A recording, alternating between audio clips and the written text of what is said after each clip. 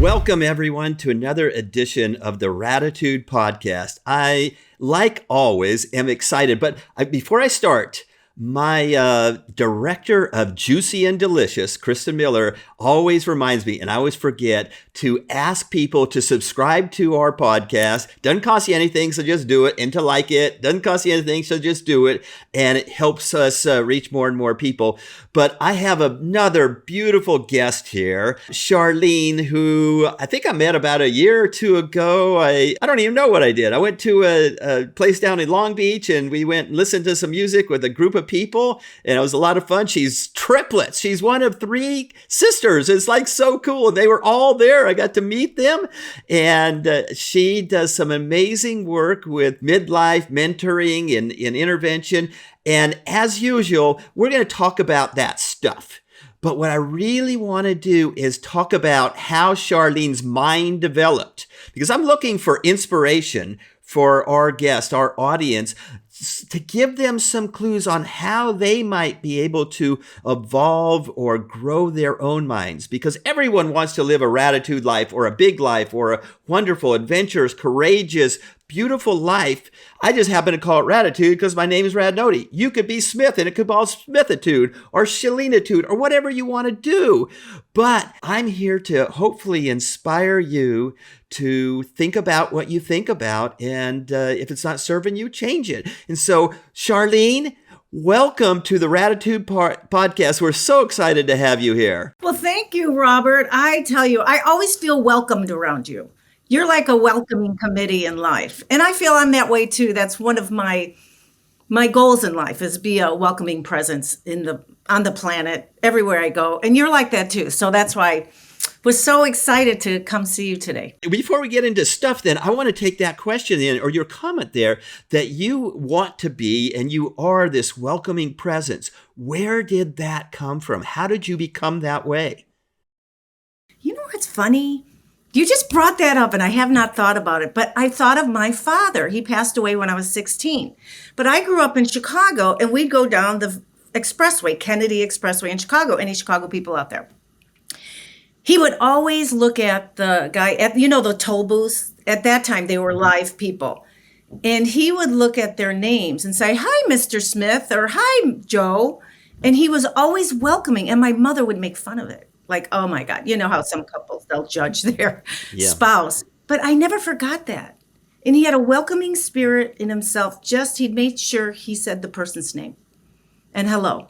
Wow. That's so interesting, because right as you said that, it dawned on me that when I enter an airplane, because I've been traveling quite a bit, when you first walk in, I always look at the name tag and say their name and say, "Hi, Sally or Fred or whoever." And oftentimes I'll give them a love button, or maybe later on. But I don't know where that came from, but you actually do. It came from your father. Tell you the truth, I just thought of it. I never thought of it until you told me. So I just trust the memory. I'm an open space for memories, and it just came up. So I got the gift of a reminder and a remembering of my father, who I love very much. Well, that's an interesting statement in itself, that you got the gift of a memory.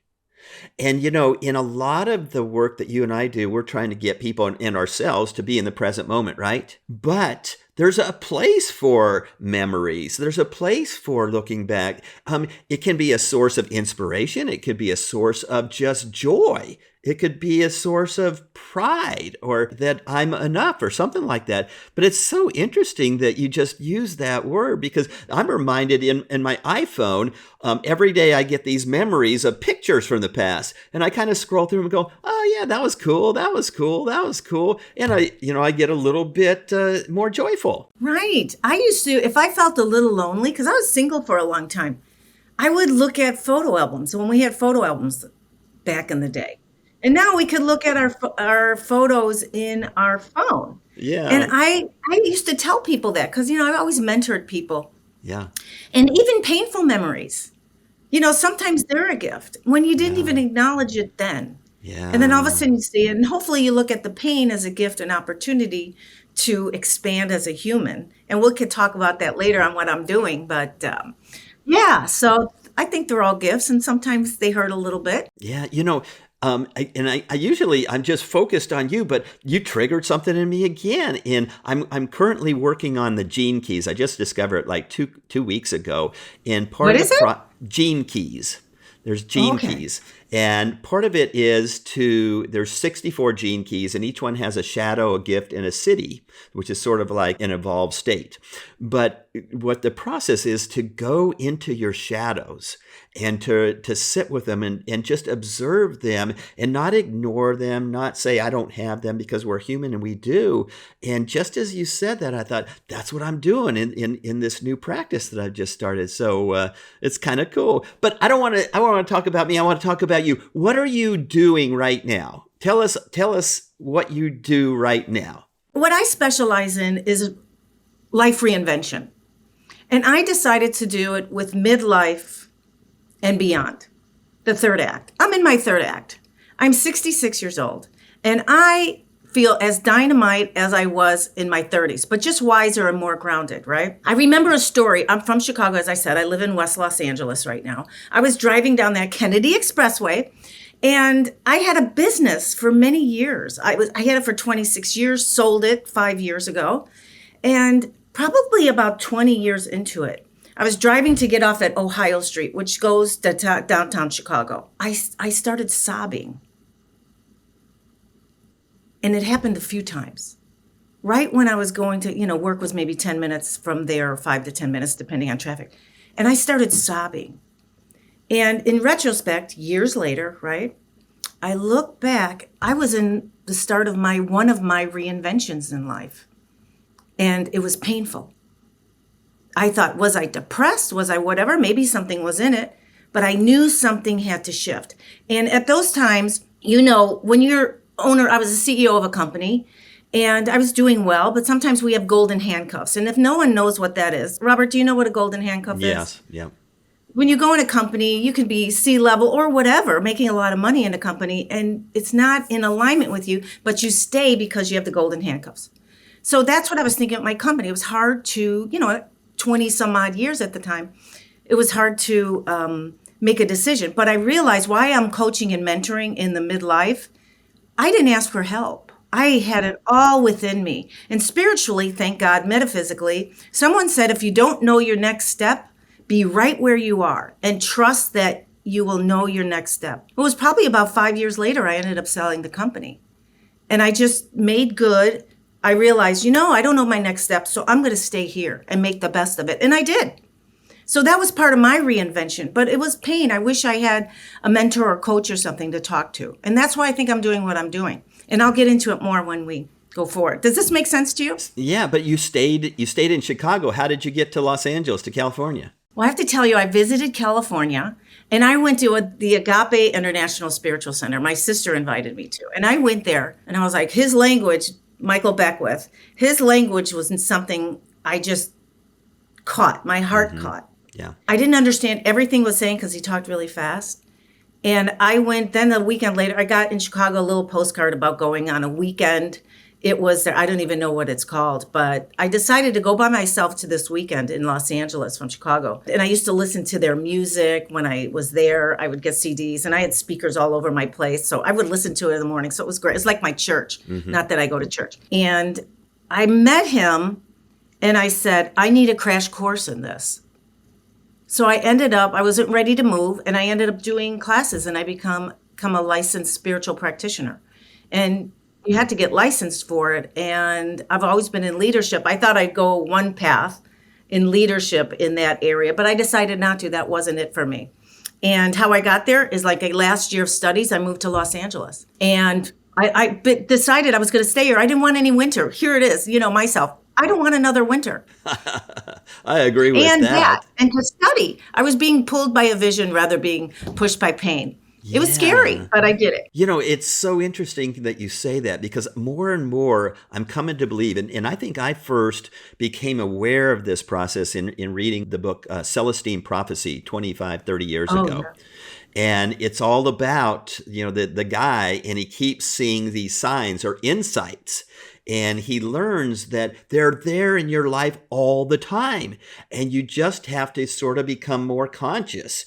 And as you become conscious, you start to be aware that, oh, there's a sign I need to go that direction. I need to go to Agape. I need to go see Michael Beckwith. I need to become a spiritual guidance teacher. And then I need to become a mentor. I need to become whatever it is, that as we open our eyes, the path is laid out before us if we can see. But we mostly don't see for most of our life until we do. Yeah. And have you ever heard this? Someone said, this mystic guy, and this was, I don't know, a few centuries ago or whatever. And he said, we are all mystics. We just don't know it. Some of them don't know it. And a mystic is someone who knows the universe is always talking to them. It's so interesting now you say that, because I've been using this word because I want to have some mystical experiences. And I think I do, but I block the fact that I do, because I want to have mystical experiences, some of my friends are doing, where they're going like levitating and all the gods talking to them, and Archangel Michael. Someone, a Facebook friend of mine that I don't really know, 2 days ago sent me a message saying that she's got a message from Archangel Michael for me. And then she didn't want to tell me what the message is. She wanted him to give it directly to me. So she gave me a process. I didn't hear it, so I'm not very mystical. That was my conclusion. You are. I think you are. You're a modern day mystic. And be able to receive it. You're so into gratitude, which I love, the gratitude. And I'm a grateful girl. I had one woman who was, one of my guides. And she said, you have gratitude down path, Charlene. What you need to do is receive it more, be in the receiver mode. And I claim you a mystic. And I mean a modern day. We are all higher conscious beings, but we get a little blocked of our true nature and what we can do in the world. We're capable of anything. You use the word one of your guides. Is that a physical guide, or is it a guide on your shoulder? Tell me some more about that, because I'm curious about that. It's a physical guide. She was someone at the end of my studies when I moved here. She was my practitioner. Do you have those magical, mystical guides, though, the invisible ones, the ones on your shoulder, the angels, those kind of things that some people do? No, I don't. You know what? My God, my higher power, my whatever it is, I call it the infinite intelligence, infinite love, infinite kindness. And that infinite intelligence flows through me when I give it space. So I'm co-creator, whatever it is, with a capital I. Let's say you don't believe in anything. I have friends who are atheists, and that's not me. I believe something that's greater than me, whether it be nature, sunrise, sunset, whatever. But mine is this broad, that's everywhere presence. And I am part of that expression on the planet in physical form. And I don't know who your people are listening. I am a person who was in the corporate world in Chicago, CEO. I was always a little, drawing outside the lines. But I truly believe whatever you believe in, just know you know. But you have to do the work to get an opening to make the big decisions in your life, even small ones sometimes that help the big ones. Okay, so what was the work that you did from being a CEO to now all of a sudden knowing that there's an infinite intelligence within you? I got sober 36 years ago, clean and sober. I was a big product of the 70s and the 80s. I got sober February 12th in 88. 3 days ago. Congratulations. Yeah, thank you. It was so nice. Yes. And so that was my beginning. I went to Catholic school through grade school. And did I get it then? Did I believe in a higher power God? Yes. But my prayers were differently. I was more somewhat, there's fear underneath it. Please don't do anything to my Marlene Darling, my sisters are Marlene Darling and my parents. I would be afraid something was going to happen to them. So I prayed that every night. Some of those things came true. My father died at 16. My mother died when I was 29, right before I got sober. So that was a turning point. And I did 12 steps. And I started getting into a more broader, more higher power that was more believable to me. Yeah. I couldn't touch it or whatever. It wasn't a guy in the sky or anything. But to me, spirituality, I went to a priest talking about spirituality. He never mentioned God once. And I noticed that. I was like, oh, interesting. So it's the spirit within. And that's when, because I It was probably what I thought was the worst thing that ever happened to me. I wasn't going to have any more fun or anything, even though, the drinking and drugging was good for a while, but then it wasn't. And then I just started clearing the way to a spiritual life. And it's a practical spirituality where it teaches you how to live life. Clean house, service to others, doing inventory. That's where the cleaning house is. Making amends where I needed to make amends. And amends means fix things. And it was not easy work, but I just showed up. I was turned inside out, right side up. I still have the characteristics as I was when I was younger. The social, I was a social butterfly, this Monsignor Provorva had said, my sisters and and I was an optimist. I've always been optimistic. That saved me, I think. I was never suicidal like some people could be who have drug and alcohol problems. I was probably more homicidal because I'm a fire sign astrologically. So, you know what I mean? So I never wanted to harm myself, even though I was slowly but surely harming myself. Yeah. Does that make sense to you, Robert? It does. I don't know like the whole 12 steps, although I've learned it in hypnotherapy school, actually. I remember the amends one. But there's a significant spiritual component to it, isn't there? Huge. And it was no judge about what your higher power is. Could be the doorknob. I mean, I wouldn't suggest having a doorknob in the door, or the people in the rooms, or people you respect and admire. Not that you make them God, but the spirit of things that you admire in a person. If you admire it in someone, that means you have it too.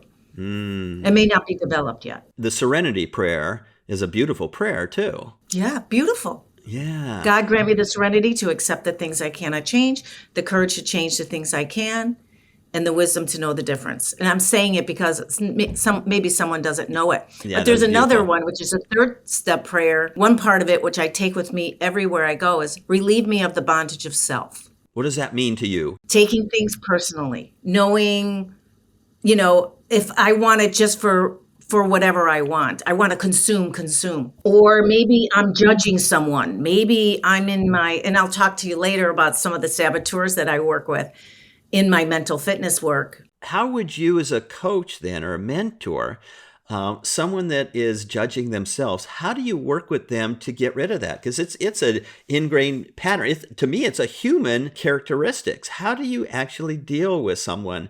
Or how do you work with someone to eliminate or reduce that? Well, the judge, right? There's three parts of the judge: judge of self, judge of others, judge of circumstances. Usually the saboteurs that I work with are voices in your head that generate negative emotions to handle life's everyday problems, right? You'll never get rid of them because there's judge and then there's discernment, right?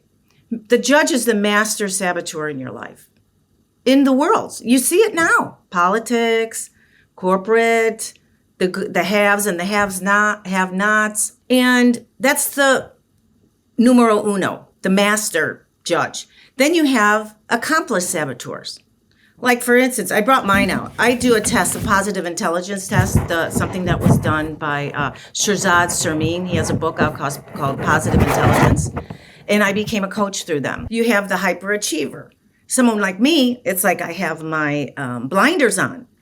And sometimes I don't notice what's going on. I think that's why I was single for so many years. I was living California, Chicago, and all that kind of stuff. And then I also have controller saboteurs, where I can want to control things. My husband, my poor husband, he knows we've all done our saboteurs together. But as a controller could be, I want to control things. Have you ever been around people who just want to control? And I do it. I'll give him advice even if he doesn't ask me. And I feel bad about it. It doesn't happen all the time, but thank God he spots it in an empathetic way. He'll do a PQ, which is a operating system you could use to sort of dampen it. It's neuroscience. It changes. And I know you do neuroscience, right? Yeah. Yep. I am a layperson. I never use the neuroscience terms, but just think of it this way. In your brain, you have your left neural pathways, right? That's where the hyperness in stress or whatever's going on is in your left brain because it's survival, analytic. And then what you want to do and what I help people do and what we help people do is get to your right brain. And that is where the sage power comes in. We call them sage. There's empathize, explore, innovate, navigate, and activate. That's how we use to dampen the saboteurs. And you can make them less. And it's an operating system where throughout the day, it's not meditation, but it gives you maybe a 10-second technique that gets you in the no mind, where from going to the left, you go to the right brain and neural pathways. I want you to study this stuff. It's great because it's neuroscience, cognitive behavioral psychology, positive psychology, and performance science.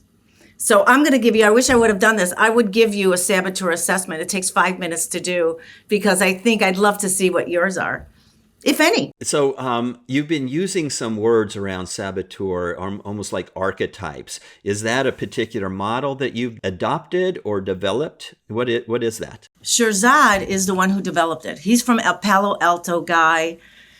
In that place, he started a company and he realized coaching hasn't changed in decades. And he decided to use this model. He realized many coaches, when you have a coach, they stop at insight a lot of the times. So the coaching doesn't last. This is something you could take with you your whole life and use. And there's all kinds of different ways to do it, to hamper it. Like my results were as I have hyperachiever, controller, restless, and there was an avoider in there. Hyperachiever, avoider. Do you think there's some push and pull going on there? So it helped me really know thyself. And now I'm even less judgmental. If I see somebody who may have touches of this controller, I don't look at him and judge them because I know, there's a saboteur sneaking their head out. And believe me, hyperachiever's not bad.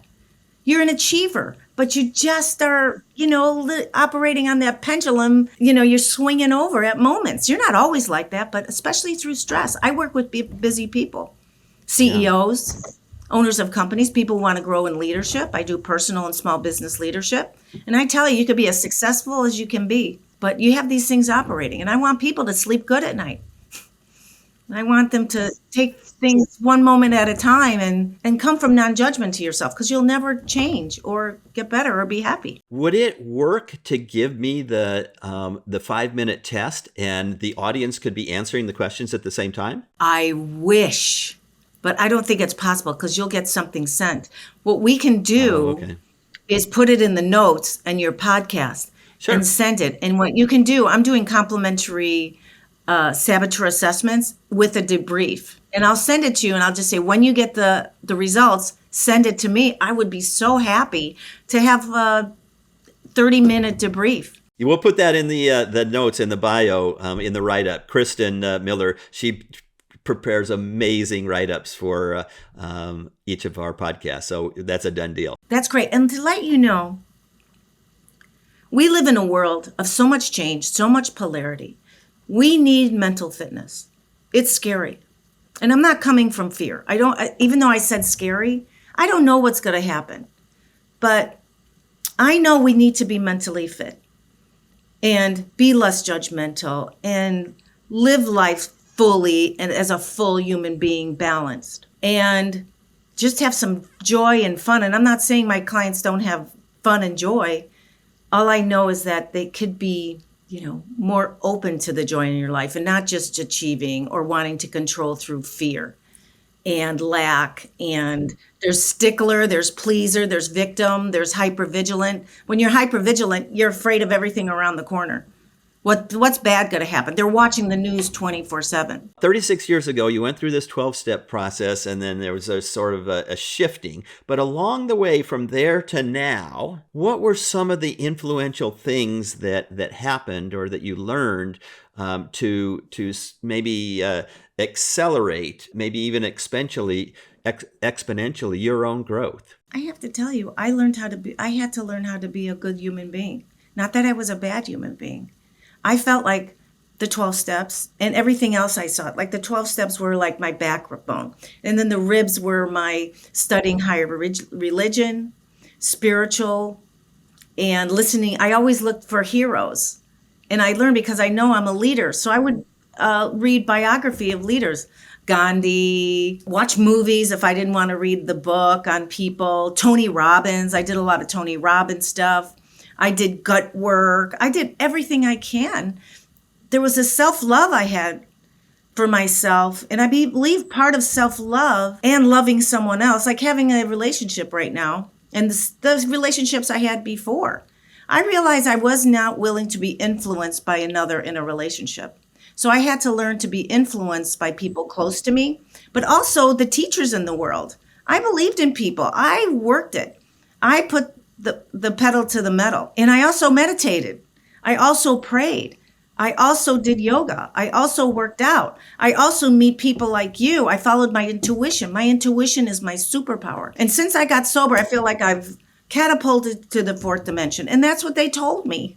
And I go, really? Okay, I'm in. Yeah. So today, in the now, who are your heroes now? Because I get that you had these heroes along the way, but if you're looking at your life now for the future, this next phase of your life, who are your heroes now? Me. I'm my hero.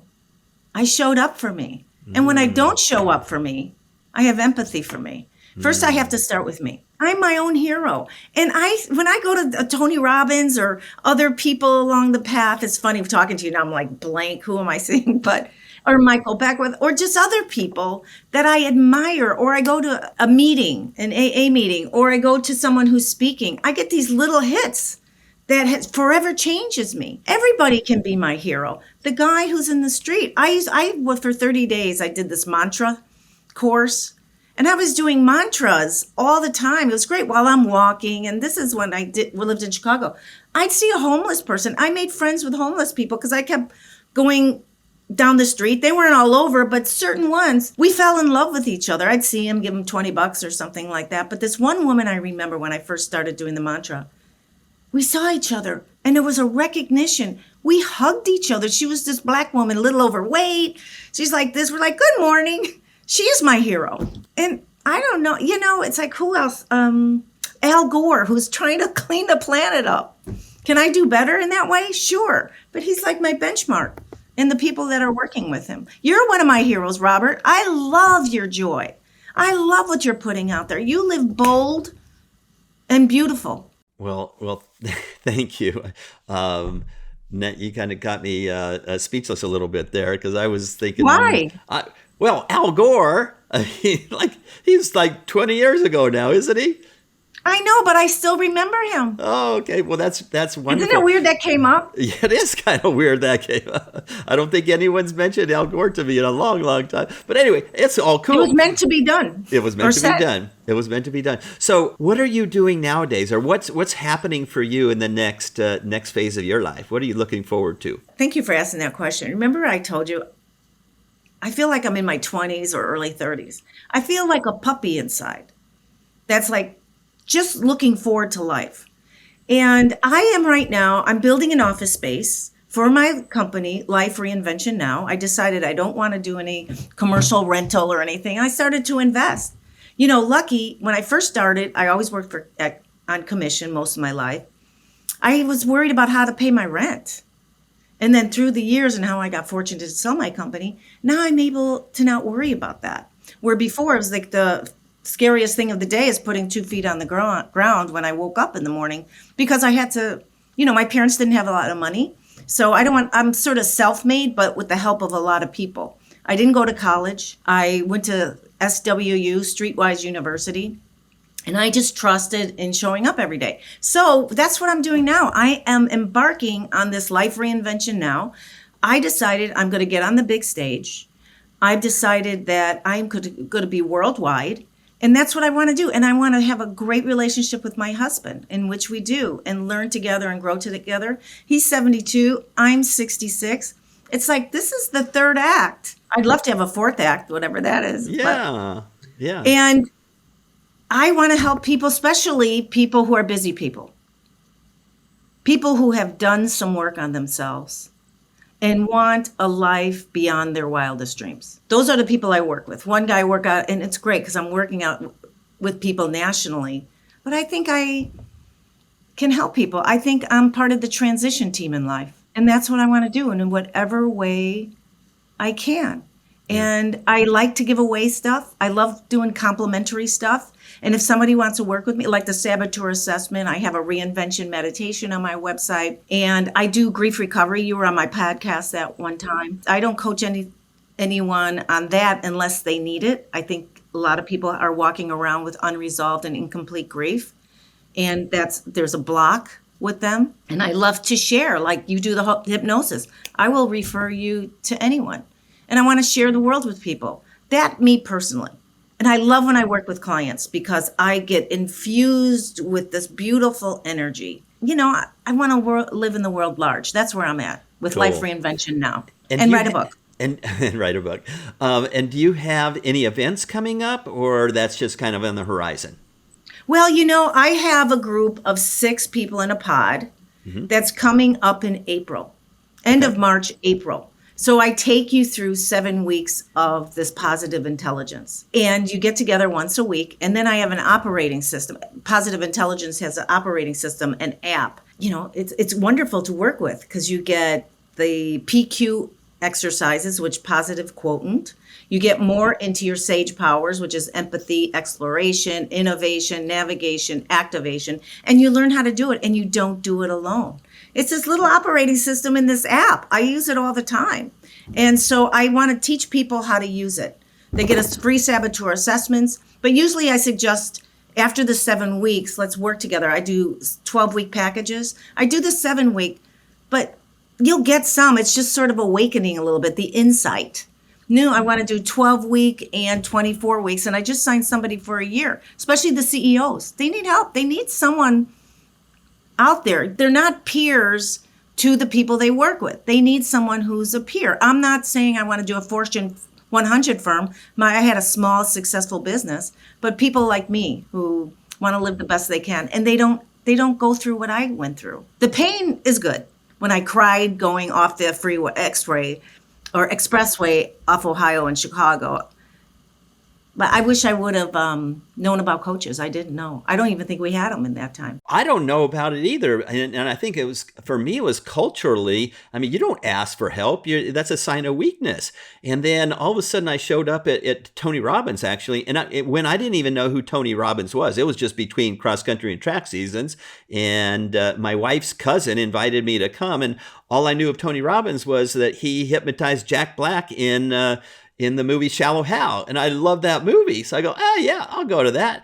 And then he starts talking about, high performance people have coaches and that he has coaches. And I go, I want to be a high performance person. I better get a coach.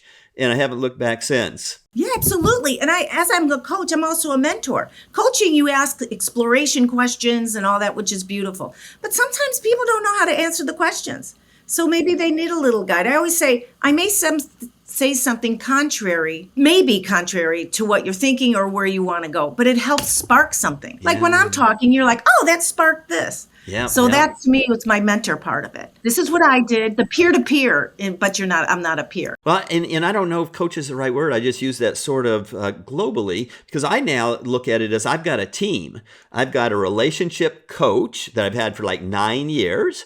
I've got a spiritual guide. I now have my personal trainer is my coach, Coach Steven from Serbia. I got a dance coach. I've got a Gene Keys coach now I just added. I've got a brand building coach. And it's like a team of people. And I go, 10 years ago, I would have tried to do it all by myself. And it's silly because I don't know all that stuff. Now I got this amazing team that I love, and it's propelling me into a more amazing life. Absolutely. Isn't it great to have a team of people? It is. Around you? So if someone wanted to have you as part of their team, whether it's the only person on the team or part of the team, how could they find you? Well, you can go to my website, lifereinventionnow.com. There's an appointment if you want to set up an appointment just to explore. That's complimentary too. We'll have a 50-minute call to just see if how can I help? And what I realized in the work is we all have relationships, right? CEOs could be the hyperachiever, boom. And all of a sudden someone's like, they have employees. And I've saved companies from having people leave their companies because of a controlling boss, because of somebody who doesn't listen. I had that back in the day. I hired a consultant, and she said, somebody's saying you're not a listener. And I walked in humility for like a week. Yeah. And I felt bad about that. So anyways, there's all kinds of things that go with it. And I'm so happy you have a team of people. Well, I don't doubt it. That's why you live such a rad life. It is why I do. So if you were to give some piece of advice or pieces of advice to our audience here before we close, what would it be? I would say They want to reinvent themselves. you don't have to leave your company, if anybody who's working for a company, to reinvent or reassess. You can see how you can change in it, especially the CEOs. Listen to podcasts, come see me. You don't have to do it alone. What I realized for a long time, I was operating with the knowledge, only the knowledge I had in this brain. But I needed someone else's point of view or someone to guide me through it. My parents couldn't do it. My family couldn't do it. Even my spouse and friends. I had to have someone outside who I was the focus on. I appreciate that so much. Seek help from trusted people. I'm a trusted person. If you got the gist of it, I'm a trustworthy person, and make sure they're trustworthy. Do your due diligence and work with people like Robert. But I also know that everyone I meet, I believe I can help make your dreams come true, even if you don't even know what your dreams are. When we're walking around in saboteurs, we have no space to really dream fully. And remember, if you make a change, it doesn't mean you failed. Yeah. You tried it out. You have to, on the mark, off the mark, on the mark, off the mark.